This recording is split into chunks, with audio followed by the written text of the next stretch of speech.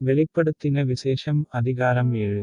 இவைகளுக்குப் பின்பு பூமியின் 4 திசைகளிலும் 4 தூதர்கள் நின்று பூமியின் மேலாவது சமுத்திரத்தின் மேலாவது ஒரு மரத்தின் மேலாவது காற்று அடியாதபடிக்கு பூமியின் 4 காற்றுகளையும் பிடித்திருக்க கண்டேன்.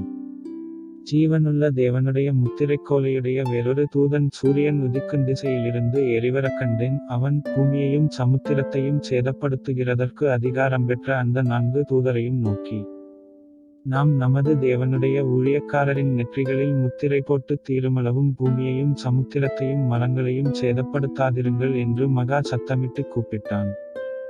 முத்திரை போடப்பட்டவர்களின் தொகையைச் சொல்ல கேட்டேன். இஸ்ரவேல் புத்திரருடைய சகல கோத்திரங்களிலும் முத்திரை போடப்பட்டவர்கள் 1,44,000 பேர். யூதா கோத்திரத்தில் முத்திரை போடப்பட்டவர்கள் 12,000. ரூபன் கோத்திரத்தில் முத்திரை போடப்பட்டவர்கள் 12,000. காத் கோத்திரத்தில் முத்திரை போடப்பட்டவர்கள் 12,000. ஆசேர் கோத்திரத்தில் முத்திரை போடப்பட்டவர்கள் 12,000. நப்தலி கோத்திரத்தில் முத்திரை போடப்பட்டவர்கள் 12,000. மனாசே கோத்திரத்தில் முத்திரை போடப்பட்டவர்கள் 12,000. சிமியோன் கோத்திரத்தில் முத்திரை போடப்பட்டவர்கள் 12,000. லேவி கோத்திரத்தில் முத்திரை போடப்பட்டவர்கள் 12,000. இசக்கார் கோத்திரத்தில் முத்திரை போடப்பட்டவர்கள் 12,000. செபுலோன் கோத்திரத்தில் முத்திரை போடப்பட்டவர்கள் 12,000. யோசேப்பு கோத்திரத்தில் முத்திரை போடப்பட்டவர்கள் 12,000. பென்யமின் கோத்திரத்தில் முத்திரை போடப்பட்டவர்கள் 12,000.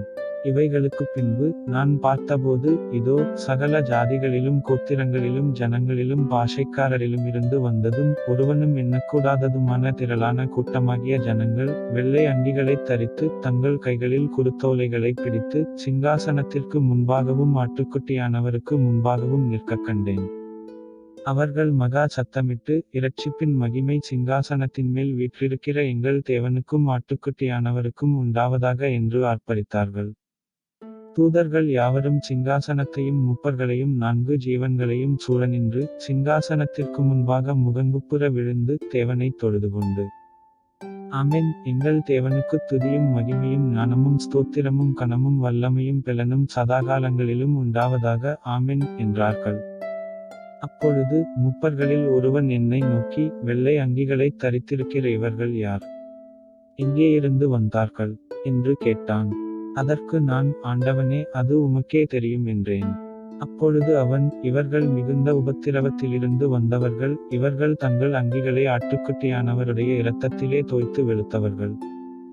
ஆனபடியால் இவர்கள் தேவனுடைய சிங்காசனத்திற்கு முன்பாக இருந்து இரவும் பகலும் அவருடைய ஆலயத்திலே அவரைச் சேவிக்கிறார்கள். சிங்காசனத்தின் மேல் வீற்றிருக்கிறவர் இவர்களுக்குள்ளே வாசமாயிருப்பார்.